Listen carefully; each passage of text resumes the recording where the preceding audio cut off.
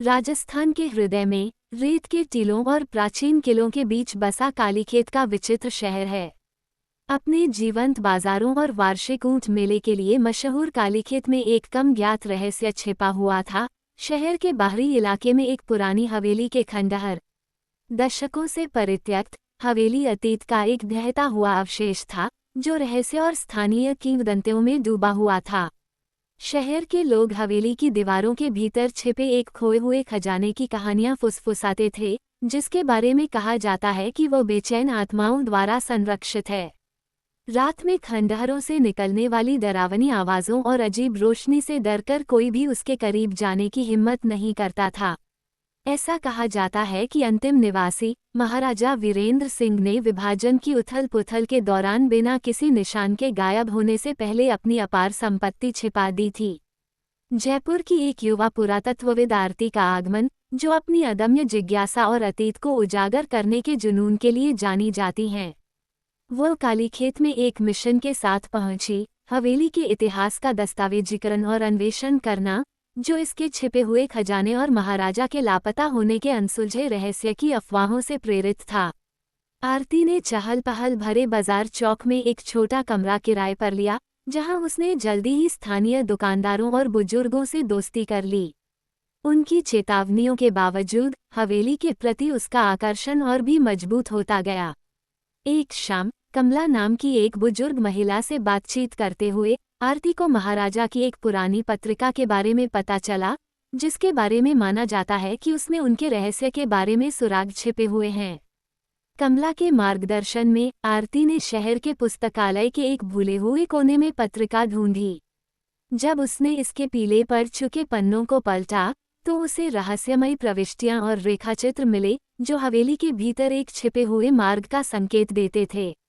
अंतिम प्रविष्टि में लिखा था, अतीत की कुंजी चांद की छाया के नीचे छिपी है। उत्सुकता से आरती उस रात अपनी टॉर्च और पत्रिका लेकर हवेली के लिए निकल पड़ी। खंडहरों पर चांद की एक अजीब सी चमक थी, जब वह ढहते हुए आंगन और धुंधले गलियारों से गुजर रही थी।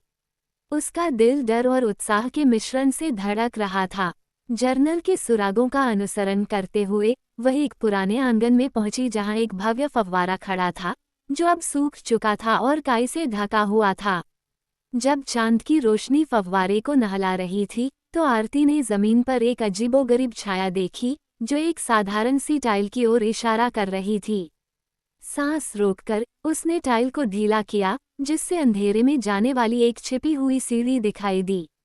वह सावधानी से नीचे उतरी, उसकी टॉर्च टिमटिमा रही थी क्योंकि वह धरती में और गहराई तक जा रही थी। नीचे पहुंचने पर उसने खुद को कलाकृतियों, स्क्रॉल और खजानों से भरे एक विशाल भूमिगत कक्ष में पाया, जो धुंधली रोशनी में चमक रहे थे। खजानों के बीच उसने एक बंद संदूक खोजा। जर्नल में एक चाबी का उल्लेख था और आरती को एहसास हुआ कि यह पास में ही छिपी होगी। एक उन्मत्त खोज के बाद उसने एक छोटा अलंकृत बॉक्स खोजा, जिसमें एक प्राचीन चाबी थी। कांपते हाथों से आरती ने संदूक खोला। अंदर उसे सोना या जवाहरात नहीं मिले, बल्कि पत्रों और दस्तावेजों का एक संग्रह मिला, जिसमें महाराजा की अपनी संपत्ति और उनके साथ विश्वासघात करने वालों की पहचान की सुरक्षा के लिए योजनाओं का विवरण था। पत्रों ने साजिश, षड्यंत्र और रहस्यों का एक जाल उजागर किया, जो दशकों से दफन था। अचानक एक ठंडी हवा कमरे में बह गई और आरती को एक भारी उपस्थिति का एहसास हुआ। हवा भारी हो गई और कमरे में फुसफुसाहट भर गई। उसने मुड़कर देखा तो महाराजा की एक धुंधली, भूतिया आकृति दिखाई दी। उसकी आंखों में दुख और राहत का मिश्रण था। धन्यवाद, भूतिया आकृति फुसफुसाई। आपने मेरी कहानी में रोशनी ला दी है और मुझे मेरे सांसारिक बंधनों से मुक्त कर दिया है। प्रेत गायब हो गया। आरती को उसके विचारों और उसके द्वारा उजागर किए गए रहस्योद्घाटन के साथ अकेला छोड़ दिया।